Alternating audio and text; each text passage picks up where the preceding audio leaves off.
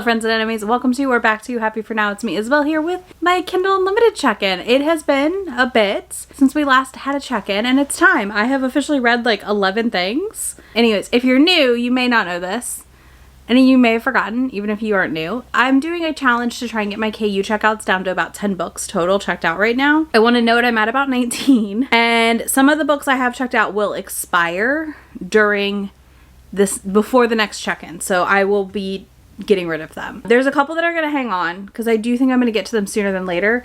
I've kind of spent the beginning of the year focusing on arcs and reading down a lot of what I own, which means not necessarily reading KU titles, because though I have them checked out, they don't count against me in my library, if that makes sense. So like, I'm trying to read down the things on my Kindle already. This is where like, if I hadn't have already gifted myself a chunk of KU, I think I would have possibly paused it, to be honest. But I've also enjoyed being able to go dip into something fresh and new via my KU checkout. So yeah, I currently have 19 titles. My goal is not to go back up to 20 and to keep reducing. I am going to go ahead and take you through the titles from oldest to newest. So I'll tell you the exceptions on what's not being returned, but we are going to go through what is on the return list. So we have Accidental Hero, which is a marriage mistake romance by Nicole Snow. I've had this checked out for a long time now. One of y'all recommended it to me. I do want to read it and I'm hoping to pick it up soon. I have just been in a novella mood though. If it's not an arc, I feel like I just want to read a novella, which is like not helpful. And this is like 271. So like it's not that long. Honestly, like I said, my goal is to try a lot of these, even if I DNF them sooner than later. So yeah, this is an accidental engagement and he dares her to make it real. They were playing pretend basically. And he apparently is a badass hero. I think it sounds really fun. It seems like just a cute, fun read, which is what I'm seeking currently in life. So we'll see. Then we have the rest of the story by Tal Bauer. This is not going back, okay? I'm going to read this soon. I just have not been in a place to read a book that's going to make me cry. But honestly, don't be surprised if I do. I might do a vlog here where I read some books that I think are going to make me cry. Because I've got a handful. And I already have one that I feel like is on my like could make you cry rec list. So maybe we'll add this to that list because I just have a feeling if it doesn't make me cry, it's going to make me very emotional. This is a own representation hockey romance. I really do need to read this. Like I know too many people that I trust and adore love this book. So I just need to make that happen. Next we have The Midnight Bride by Katie Wilde. This is the next one in the Deadlands. Again, one I've had checked out for a hot second because I forgot it existed. Because this is what my brain does with series. I don't even think I have it on my series tracker. Like, this is why I had to make a series tracker, because my brain forgets things exist. But I do really want to read this. I enjoy these. I just forget. I even have it checked out. So I think once I'm done with this ARC vlog, we're going to do some KU books in the regular weekly vlog. So you'll get that in like 2 weeks. Then we have the Texting Box Set by Tegan Hunter. This is not getting returned at any point. This is a series I honestly kind of loosely already have plans to read in April, I think, or late March. Somewhere in there, I've got some stuff coming up and I know that it would be a good time for me to read this series. So I think that's when I'm going to read it. So it's just going to hang on. Next we have Demon's Dream. This is a dark romance that features like a girl being given to a guy. It is like 700 plus pages. The only reason I haven't started it is because I know it's either going to be something I devour so fast and can't believe I devoured it this quickly, or it's going to take me an eternity to read because it's so long. But I really do want to read it. I have heard nothing but like really good things about this book and how the dark themes are incorporated and how it works out and it being like over the top. And sometimes I love an over the top dark book. And the mood I've been in lately, I feel like it's time for me to prioritize this one sooner than later. Next, we have Consort of Fire by Kit Rocha. This is their newest title. I don't think we've had anything else come up by them. This also includes the audiobook. I do want to note that for y'all. So I would like to read this sooner than later, especially because I have the audio in my Audible now, because it's dragons and it's like fantasy romance and that sounds freaking delightful. Next we have Forged by Malice. This is the newest Beasts of the Briar series book. I am 30% or so into this. I just have been so slow at eyeball reading right now and it eats me up that we don't have audios for these, and I understand why we don't have audios yet, okay? But I would kill for like an audio, not Alexa reading it to me of this book.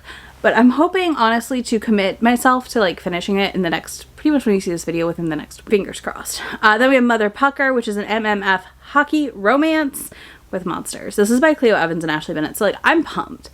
And I do just need to dive in because these are the kinds of books that are quick and easy and fun to read. I think I'm supposed to buddy read this with Shay and Steph, so I need to reach out to them and see when they want to do that. I also have Wild Pitch, which is a baseball romance. Is it baseball season yet? It's almost baseball season, right? Like, we're getting close. Spring training stuff starts soon, right? Yeah, okay. Anyway, I know sports. I know sports. Anyways, that stuff starts soon, and I would like to read this. This has, like, light pegging, I heard. It's nothing, like, too wild, but I do want to read it. It sounds really fun. Cat Geraldo is beloved by a lot of people's reviews I trust and opinions I really value, so why am I waiting? Then I have Outdrawn by Deanna Gray. I loved the one of the 2 hockey books I've read by her. I've got to read the second one. But this is a rivals to lovers sapphic romance.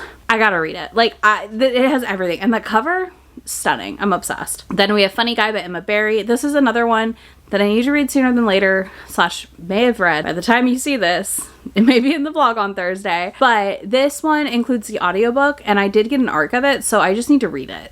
So I have it checked out literally so I could listen to the audiobook. That's the only reason it's checked out for free, because it includes audio. So ideally, maybe I'll read that one, honestly, not long after this, and it'll be the first one on my list for the next KU check-in in like 2 months. Then I have Unsteady by Peyton Curran. I've been the most inconsistent with author names in this video. Yeah, so he's been injured. He's like technically an NHL legacy, like so his dad was in. And she is trying to stay focused on school and get custody of her sibling. But she sees him have a panic attack and helps him. And then they end up like in this kind of comfort relationship with each other, which I think sounds really sweet. This sounds pretty different from a lot of the other books I have seen in the college age hockey romance. Like, that's very unique. So I'm intrigued enough to try it. Then we have Behind the Net by Stephanie Archer, another Grumpy Sunshine hockey romance. Listen, there's going to be a day where I just mainline all of these within like 3 to 4 days. This is one I want to read because I think it got picked up. If it hasn't been picked up, it's going to get picked up. So I just have it checked out because I know I want to read it. I want to see what I think, form my opinions before anything happens. But this is like very popular series. The second book I think looks the most appealing, which is like fake dating. So we'll see. Next I have Defensive Hearts by Ali Sees, something like that. I've had this checked out for a while as well. And this is another enemies to lovers, Grumpy Sunshine, jealous, possessive, sports romance, like a lot of keywords I'm enjoying right now. She accidentally texts the wrong person her photo. And she's also a personal chef, so I think that'll be really fun. I'm excited. Next, we have The Voyeur Cafe by Jasmine Grace. So May got an ARC of this and was like, you need to read this. So he opens a like motorcycle shop next door to her cafe. And there's a window cut out because the guy that used to own it liked to be able to see his partner who worked at the shop next door. Well, she doesn't like it. It has some very like fun dynamics, it sounds like. I really want to read this. I think it sounds really cute. I don't love the cover, I will be honest, but May raved about it, so I feel like I do need to check it out. Then I have Mother Country from the Good Intentions collection by Etaf Room. This is a poetry I think it's poetry. Either way, I saw this recommended a ton, and I was like, I do need to read this. It includes the audio via KU, so like I felt like it was an easy answer to read.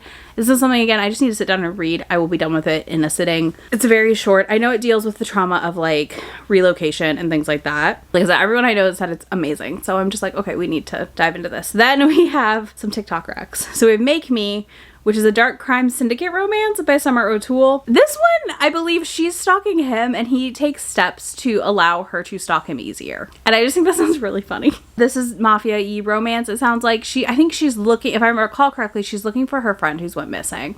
And I just think that's an intriguing setup. So we'll see. I'm going to give it a try because, like, of course I am. Then I have God Complex by Darcy Dahlia. This is also Rebel Carter's pen name. This is openly known. So, like, I'm not telling you something this author has not shared. This follows a romance author and 2, like, serial killers / actors, maybe. And it is obviously a throuple situation. But yeah, it's basically Hollywood's hottest actors. They both want her. And, like, what happens in her book suddenly becomes real life. They're dark and obsessive when it comes to her. I'm very intrigued. But yeah, it's book 1 in a duet. I do want to read it sooner than later. It's just long. Again, 500 pages. But like, I can devour a 500-page darker romance. No problem. It's sometimes the other stuff that like makes it hard. And last but not least, I checked out The Orc from The Office by Kate Pryor. I got Love Laugh Lich for free and I've already read it and I loved it. I was like, I need to finish the series, so I just went ahead and checked this out. I am going to read it sooner than later. I kind of read like the first chapter and I'm already pretty intrigued and curious about it. So by the next update, you should see that on there because we are cycling things out. So yeah, those are the 19 things I have checked out. So many freaking books. All right, let's talk about the 11 books I read from KU since the last check-in.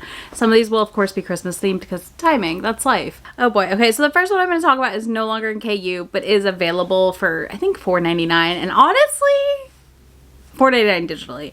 I think it's worth it. I am getting a physical for my shelf, okay? Like, I think it's worth it. That is Collide by Bal Cabra. This book is so good. This is not my first hockey rodeo as a romance reader. Hockey books were very popular when I started reading romance back in 2008 or 9. I think 8. Yeah. So that was like peak Helena Hunting's Puck series. Elle Kennedy's The Deal. Like, I was reading when those were coming out, okay? Like, I was reading romances. So for me, this gave me the vibes of those books, but it was somehow even better than them than I remember them being. Like, it is even better than I remember them being. This was so much fun. If you enjoyed but didn't love Icebreaker, try Collide. I really, really enjoyed this book. It's so cute. This follows a girl who has to work with a hockey player to finish up her like application for a master's program basically, and he of course is the captain. He's covering for the team to save their butts from getting in worse trouble, and we follow their very like tumultuous dislike. He likes her, he thinks she's cute, but she is like not here for any of his shit relationship, and then also her like befriending other players on the team, and some truths come out about why she's a little uninterested in hockey. This also has a really good villain to the story, in my opinion, that I think worked really well and was just as unlikable as the villain in Icebreaker, if you've read that, but also at the same time not as anger inducing in the best ways. But I loved Collide. This was so good. Then I read Cabin Fever. This was really, really fun. I really enjoyed this one. I think it was just so cute. Good time all around. A quick read, a fun novella. You know, exactly what you want. And then we have a highlight of my Christmas reading vlog present for y'all. All He Wants for Christmas is a Fingerling Potato. If you want my full reactions to this book, obviously go check out that vlog. It's worth a watch. It's all time-stamped, I'm sure, so you can just watch that portion. But yes, potato shifters, that's a thing. And it was a time. It was a time, to say the least, to read that. I am still scarred and still love dropping like little bits of info from that book on people when they bring it up, because it's just so weird that I fully believe, like, if it piques your interest in any way, it's a book that you should just read because it's going to surprise you. No matter how much you know going in, you will never be prepared for the journey that is this book. But yeah, it's a wolf shifter and a potato shifter. And he carries the potato around in his mouth. It's fine. They also eat each other when they're bad in the potato community. So there's that. Which, like, I'm glad, but I don't, it's cannibalism, right? Like, yeah? Okay, I don't know. Then we have Frisky the Snowman, another book that has ruined snowmen for me. I wanted to love this.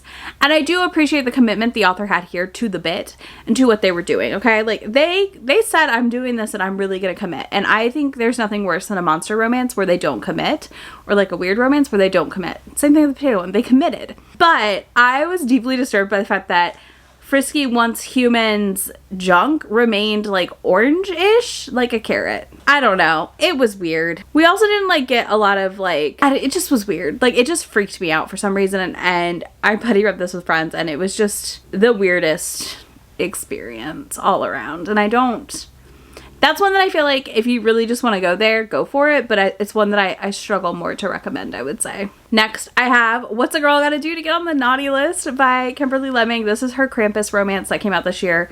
Fantastic. So much fun. I really had a good time with this one. Another one that like surprised me in the best ways. Krampus helps this girl get revenge on her twin sister. I think it's her twin or her sister, who's going to marry her ex, but also was trying to take the property that was given to her from her dead grandma. So good. Okay, then we have Snowed In with the Dragon, which is okay. This is one that I didn't love as much as I wanted to. It was fine. It felt a little long for what it was to an extent.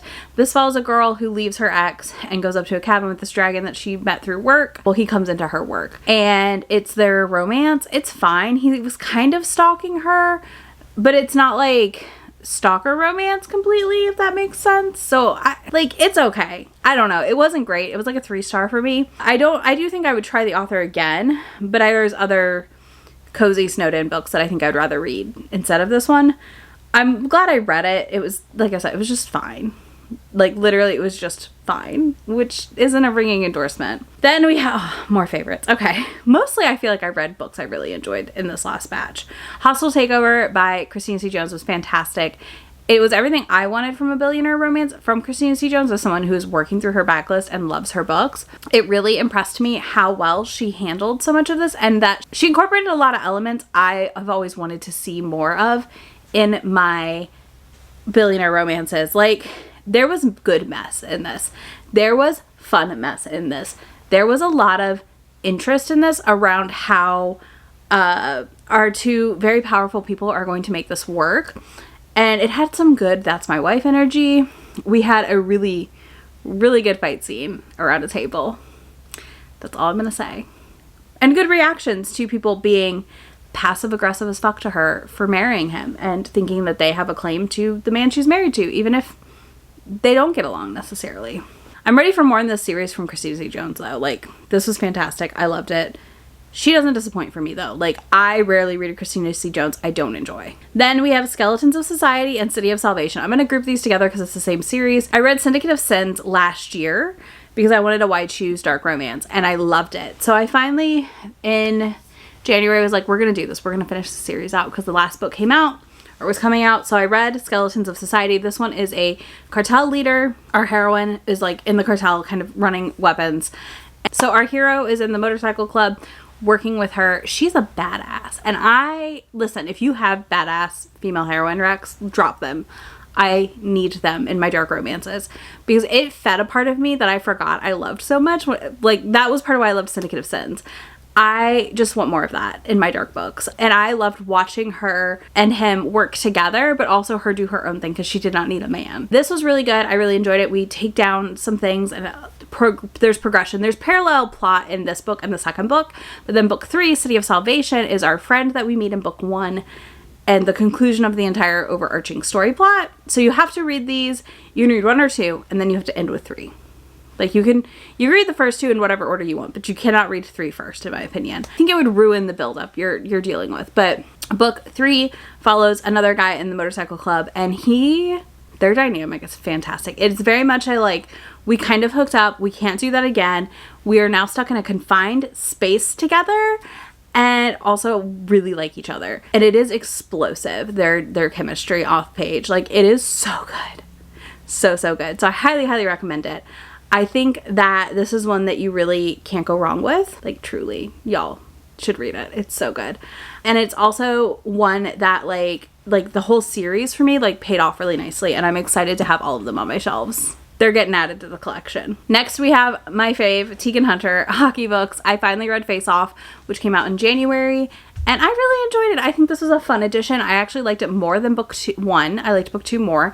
This follows the twin sister from book 1, who is a veterinarian and a player that is a playboy sort of type, but he actually is hiding away all of his kindness.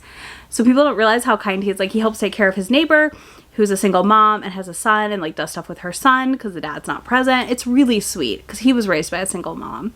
And we have a lot of really good connections back to the Carolina Comets series, which I loved. That gave me everything. Because, I don't always need a tie back, but it's really fun when you can incorporate that naturally into the story, in my opinion. And that's exactly what happened here. So, loved that so much. Loved this romance because, there were just some swoony, moments that I loved. There's this one quote in there where he talks about, getting her all the stars. And it was so sweet. And, they're not even there in the relationship. And he was just I would give you all the stars to have you smile like that again. And I was just boy, excuse me? Ugh, so good. So romantic. And she's a commitment phobe and, does not do relationships. So I feel that element in this worked really well because they kind of played off of each other. And she kept getting to be surprised by how he really was and not the, hockey playboy show he put on. So good. So good. Next and last, we have Sinful Vows by Asia Monique. A book that has been on my TBR for freaking ever. I finally read it. Both of these were the 24-ish hour readathon books I read. Oh my god, though. Y'all. This was so good. This, again, badass characters. They're not going to take shit from anybody. Oh my goodness. Oh, I loved this. So this is also was nice because it gave you something different, since both families were no longer part of the primary family and had kind of spun off into a different group. But also, there is a plot twist like 30-ish% in that is going to have you like, oh my god, because that's how I felt. Like, I was just like, holy crap. That's our plot twist, and I was so freaking happy about it. So yeah, we get this really solid plot twist that I think propels the story forward really nicely. I feel like this book could have, like, it felt like just the right length for the story we were telling. We had a really good, like, dynamic around this arranged marriage, and then also what they wanted to do as a couple and what was important to them, on top of the organized crime elements. It was so good. I cannot recommend enough. So yeah, that's the last 11 things I read on KU, the 19 books I have checked out. Look at me. Let me know your last KU checkout and the last thing you returned. Like, what's the newest thing you've gotten and what is the last thing you returned because you read it or you didn't read it or you DNF'd it. Let me know in the comments. If you don't do any of that, you can leave me, what's our emoji, y'all? Shit. You can leave me a drink emoji in the comments of your choice. Show me your favorite. And I will have links to all these books for you down there, links to my friend anywhere on the internet, and I will talk to y'all in just a few days. Bye. Already packing, come with me. I'm not really asking. We'll get away to a place where we don't know. About to see the world in action, what we can be. Life with no distractions, we'll get away. This